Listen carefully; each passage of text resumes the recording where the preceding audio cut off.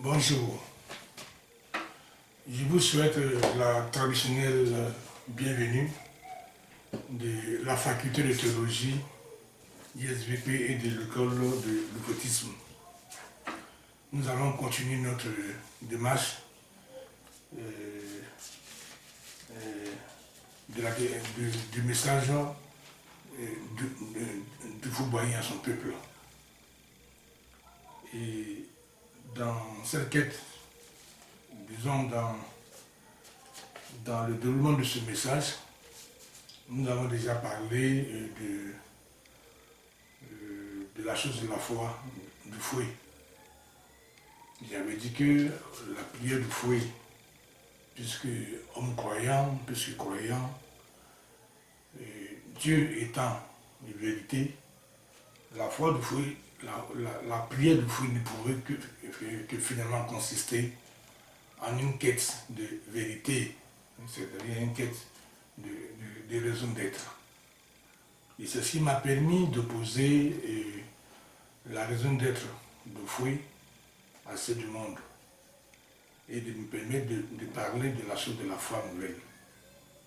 Je vais alors dire que la foi du fouet est un message pour son peuple.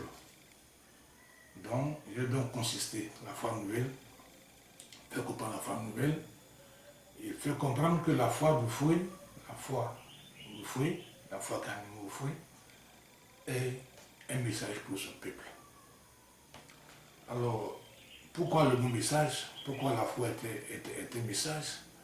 La foi est un message parce que c'est cette foi-là qui va nous permettre de faire la lecture des choses de notre existence. Je l'ai dit, au fouet a introduit la chose de la religion dans la chose de la politique. Et j'ai expliqué la raison. La politique, la foi et la religion sont deux éléments indispensables à la vie de l'homme. Mais que l'homme l'a, disons, entretenu, disons, l'antipathie entre les deux, à cause des erreurs. Mais en réalité, la foi et la politique, la religion et la politique ne peuvent être détachées. Pour la simple raison que l'existence pour le vécu a besoin d'être gérée, a besoin d'une gestion pour que sa pérennité puisse être assurée. Donc on ne peut pas ne pas en parler.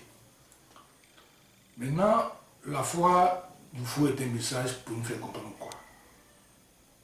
Pour nous faire comprendre que de la même façon qu'il a recherché un sens à l'existence, il a recherché une certaine raison d'être. Et que par cette recherche, par cette quête-là, il a pu se démarquer de la raison d'être qui gouverne le monde. Alors, on ne peut plus invoquer le nom du fou, on ne peut plus avoir pensé au fou. Et d'ailleurs, même si on pense réellement au fou, on ne pourra pas le faire sans la foi qu'il a habité, la foi qu'il a manifestée dans la chose de la vie même. C'est-à-dire dans la compréhension de la vie même. Alors, je vais alors dire que la foi va se faire une certaine compréhension de la vie. Alors, si vous comprenez que la foi est une compréhension de la vie, vous comprendrez qu'il y a, dans la façon de comprendre votre existence, ce que demain vous allez devenir, il y a deux voies qui s'ouvrent à vous, celle que vous propose, et celle que le monde vous propose par sa raison. C'est pas la raison qui a toujours gouverné le monde, et qui explique tous les déboires que connaissent l'existence humaine jusqu'à nos jours, et certainement jusqu'à la fin des temps. Donc la foi du fouet est un message à nous démarquer de cette foi du monde pour épouser la foi nouvelle, pour épouser la raison d'être véritable de l'existence.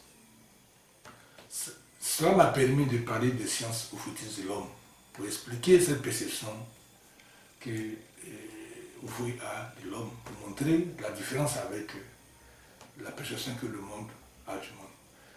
Et je l'ai dit et je le redis, c'est cette perception que le monde a du monde qui a provoqué la chose de la colonisation et qui a fait de nous les victimes de cette colonisation. qui a traversé toute l'histoire de l'homme. J'ai dit qu'on ne peut plus parler de la colonisation comme d'un fait historique, d'un concept d'histoire finie, parce qu'elle se poursuit. C'est pour ça la chose de Foué, la question de Foué est demeurée une actualité. Parce que, à ce que je sache, il est l'un des rares présidents, l'une des rares personnalités à cette échelle de la vie sociale, c'est-à-dire à l'échelle où on gouverne la collectivité que forment les hommes, les structures des hommes, à avoir introduit la chose de la foi, de façon telle que, avoir proposé un certain sens de devenir à son peuple, avoir tracé un certain sens de devenir à son peuple. Alors, la foi du foi alors va devenir alors un héritage pour nous. Et cet héritage, ça fera sourire parce que ce que nous avons l'habitude de comprendre par héritage, nous le savons. Quand on dit le nom du Fauboyant, tout de suite on passe à quoi? On passe à la basilique. Tout de suite on passe à quoi? On passe à ces grandes œuvres. Waouh, il faut faire des grandes œuvres. Ah, il faut faire ça, il faut faire ça. Il faut donner de l'argent, il faut être riche, il faut être ça, etc. Mais on ne pense même pas à la foi. Parce que tout ce que nous citons n'est pas tombé du ciel. Tout ce que nous citons, toutes ces grandes œuvres, ne sont que l'expression d'une foi qui l'a animé. Alors je le dis, s'asseoir à la table de feu, manger avec lui, être envoyé par lui à accomplir des missions, ne signifie pas qu'on le connaît. Tant que l'on n'a pas la compréhension de la chose de sa foi. Et on ne peut pas dire que véritablement qu'on a vécu avec au feu, si on ne peut pas se faire l'expression de la foi qui l'a animé. Parce que la foi se partage. La foi se partage. Et la seule chose, la foi est la seule chose qui permet à l'homme de se différencier, de se distinguer dans son approche qu'il fait de son semblable, de la chose de l'intérêt. C'est-à-dire, la foi va nous permettre d'aller vers nos semblables, vers mon prochain, vers autrui, en dépassant la chose des intérêts. Et aujourd'hui, c'est encore une question d'actualité, parce que c'est la compréhension de la façon dont la chose de l'intérêt est comprise, qui est la source de toutes les difficultés que nous avons à travers le monde. Et la Côte d'Ivoire en fait partie. On a une culture de l'intérêt qui est telle que elle devient une culture, disons, elle se révèle finalement être une pathologie. Puisque l'homme ne se reconnaît, ne voit son semblable qu'à travers un intérêt. L'homme finit lui-même par ne plus représenter, de ne plus être un intérêt particulier pour lui. C'est pour ça que j'ai dit que le traitement de souvenir de Fauboyant s'avère indispensable pour nous, peuple ivoirien. Il faut comprendre alors la foi. Il faut comprendre alors la foi nouvelle. Parce que la quête le besoin de cette existence, le besoin d'une raison d'existence, continue de se poser à nous aujourd'hui. Je vais alors dire, regardez, nous avons hérité d'une colonisation, la chose de la démocratie. Je viens d'expliquer la raison. Et en introduisant la chose de la foi, il nous a offert de pouvoir projeter notre devenir, de rechercher la projection que nous allons faire de notre devenir, c'est-à-dire ce que nous allons devenir demain, à partir de la foi. À partir de la foi. Donc la foi nous offre un devenir. Il y a aussi la démocratie aussi, qui est installée. Mais la différence entre la démocratie et la chose de la foi, elle est bien claire. La foi que vous avez en la démocratie, elle n'est pas la foi que vous pouvez avoir dans la foi du fou, qui lui a montré son rapport avec Dieu, son intimité avec Dieu, qui s'est fait le reflet, et qui s'est fait fort de montrer qu'il a vécu au service de Dieu. Alors, comme la foi du monde, la raison du monde ne peut pas nous assurer un destin qui nous convienne, c'est ça l'expression même de l'esclavage. Alors, nous sommes appelés, tant que nous sommes Ivoiriens, et si nous voulons le demeurer, d'exprimer alors la foi, qui à la fin ne sera pas, disons, un impasse pour nous. C'est-à-dire une rue sans finalité. Un labyrinthe, c'est-à-dire quelque chose dans lequel nous allons continuer à tourner en rond, sans avoir un sens de développement réel, sans avoir un sens réel de bien-être. Alors, l'héritage que Fouba nous a laissé, c'est aussi et surtout cela. C'est pour ça que nous, à l'école de l'Ifotis, on appelle toujours le peuple ivoirien à s'inscrire, à comprendre la réalité et le caractère fondamental de cette foi-là, dite nouvelle pour nous, peuple ivoirien. Parce qu'en apprenant à distinguer les choses, en apprenant à comprendre où se trouvent véritablement les véritables intérêts, les véritables enjeux de notre existence, nous devenons libres en fait. Nous exprimons notre liberté. Donc c'est la foi, donc je veux dire, c'est dans sa propre foi que se trouve la liberté de l'homme. Que pour être libre, il faut exprimer sa foi. Alors, en introduisant la chose de la religion, la chose de la politique, il faut venir l'esprit de la foi dans les églises. Puisque le contexte politique est un contexte autre, où se fait en réalité la gestion de la chose de la collectivité.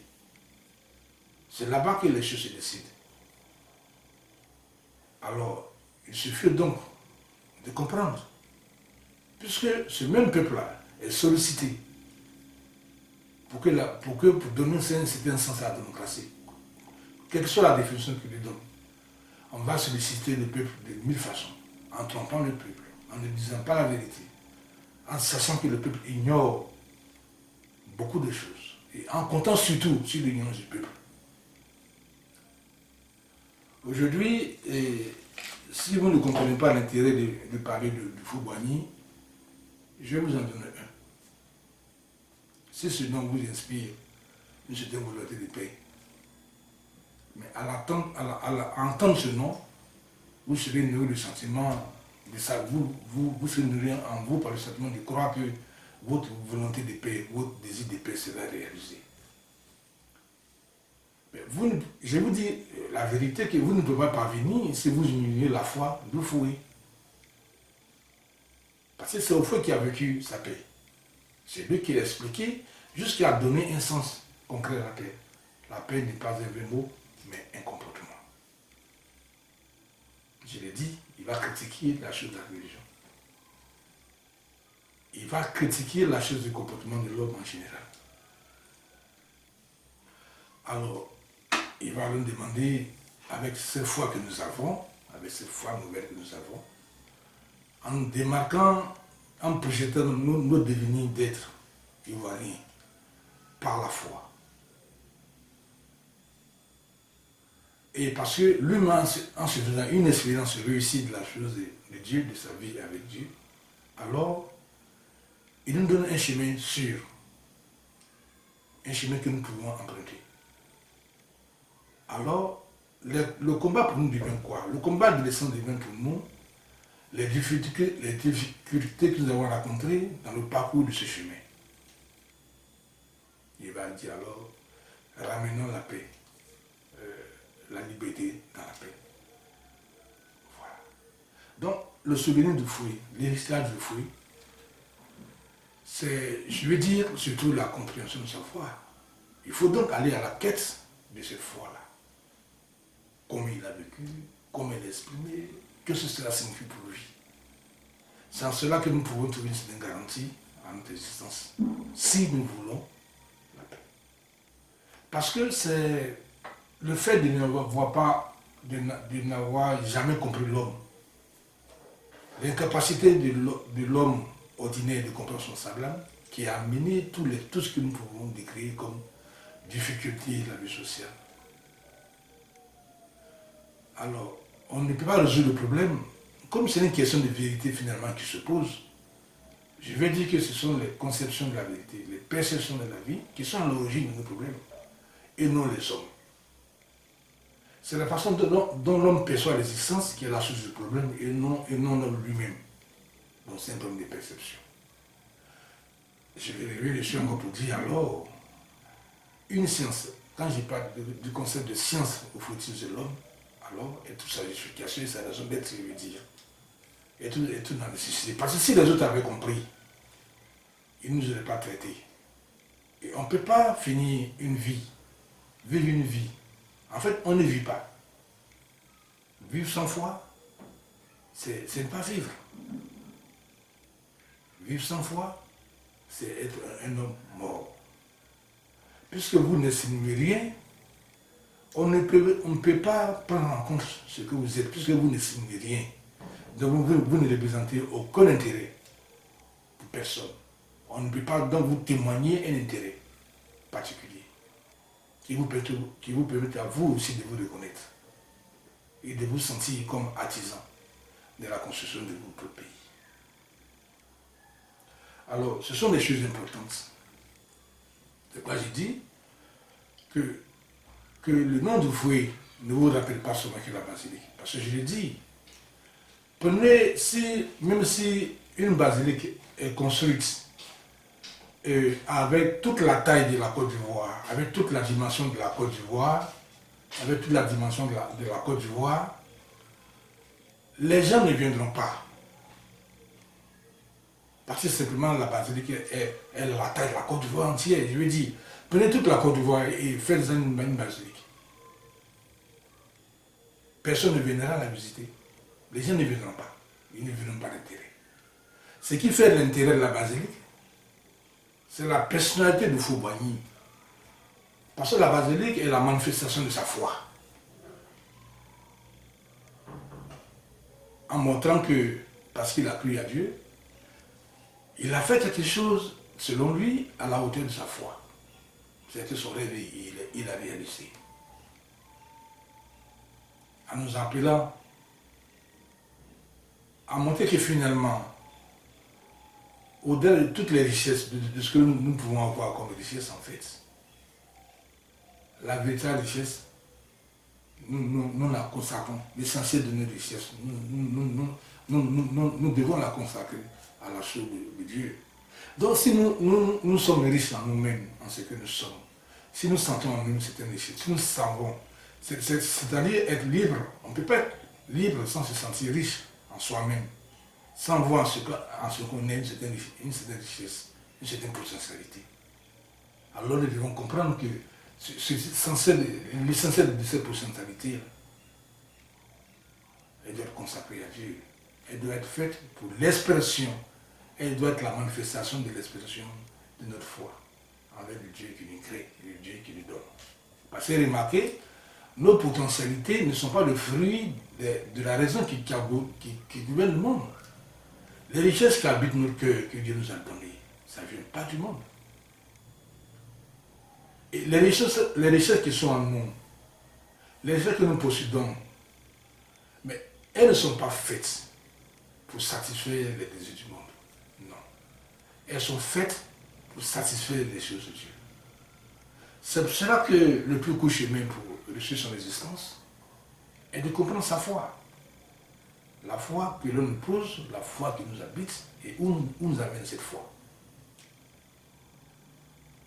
Il faut pas dire, j'ai fait une piste, il nous appartient à nous de faire. D'en faire une route. En nous appelant, finalement, à être ce modèle. Parce que le monde a besoin que nous leur montrions ce que c'est que la valeur humaine. Pour que l'homme puisse guérir en fait des meurtrissures de son cœur, des meurtrissures de l'histoire. Parce que la source de nos problèmes, c'est notre histoire. Je vais alors dire qu'il faut réécrire l'histoire. Et le fautisme, c'est cela. Le fautisme, je l'ai expliqué, j'ai continué de l'expliquer, est une réécriture, c'est une réécriture de l'histoire. Parce que si on arrive à comprendre que la colonisation, le colon, ce n'est pas la couleur de la peau de l'homme, mais la raison qui l'anime, et qu'il est habité par une erreur, très enraciné, très difficile, alors le combat que l'on mène se transforme en un combat de vérité qui seul peut détruire, peut arrêter l'existence du mal. Alors ça devient le combat entre le bien, entre la vérité et la non-vérité, entre la vérité et l'erreur, le combat contre l'erreur, le combat contre la fausseté. Alors on peut dire qu'on peut vivre vrai. Vivre vrai avec son semblable, vivre vrai avec sa femme, vivre vrai avec ses enfants, vivre vrai avec ses amis, vivre vrai avec tous les membres de sa collectivité, c'est vivre en vérité, simplement. Parce que ce qu'on peut reprocher à quelqu'un, ce n'est pas de dire la vérité, ce n'est pas de vivre vrai, mais c'est le fait de ne pas vivre vrai. Je veux dire que la loi, finalement, quand on regarde la société, ce qu'on appelle sentir la force de la loi, en général, ceux qui le sentent, c'est ceux qui ont ceux qui ont des choses à se reprocher. Ceux qui ne savent pas vivre la vérité. Le minimum de vérité qu'il faut pour assurer la collectivité et sa survie, ceux-là vont sentir ce qu'on appelle la force de la loi. On va dire force à la loi. Vous perdez alors, on vous arrache alors le peu de sentiments de liberté qui vous a lavé. Même si vous avez le sens d'être libre, physiquement, vous n'avez pas, puisqu'on vous prend, on vous incarcère dans une prison pour vous priver de vos mouvements d'action et d'expression. Alors, la foi, comme on a compris, elle se révèle vraiment importante et indispensable. Et c'est pourquoi j'ai dit que la foi du fruit est un message pour son peuple, est un message pour nous, que nous devons nous approprier et apprendre à vivre et à comprendre. Pour que nous puissions avoir en main le pouvoir de décision. Quand on dit la démocratie se veut la gouvernance du peuple par le peuple, comment pouvez-vous le réaliser si vous n'avez pas de foi? Si vous ne croyez en rien? Si vous vous trompez entre une image et la vérité, entre une illusion et la vérité, si vous vous trompez entre une illusion du bien-être et la réalité du bien-être, vous ne participez même pas à la démocratie que vous recherchez. Vous ne le faites pas parce que vous avez une projection erronée, pervertie de votre propre existence. Donc, à partir de là, vous ne manifestez plus de la liberté, puisque vous n'êtes pas libre. Si votre foi est finalement le reflet d'une fausseté, d'une erreur de compréhension, la sorte de la liberté ne cessera jamais de vous habiter. Vous en réclamerez plus, et toujours.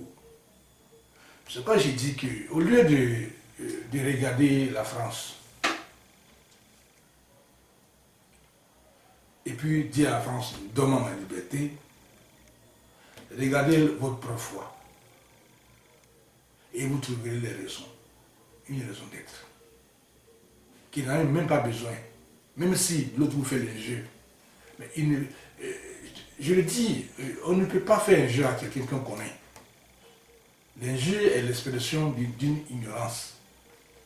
L'injure qu'on fait à l'être humain est l'expression de l'ignorance qu'on manifeste à l'égard de cet être humain. L'injure n'est pas une vérité, et une vérité n'est pas une injure.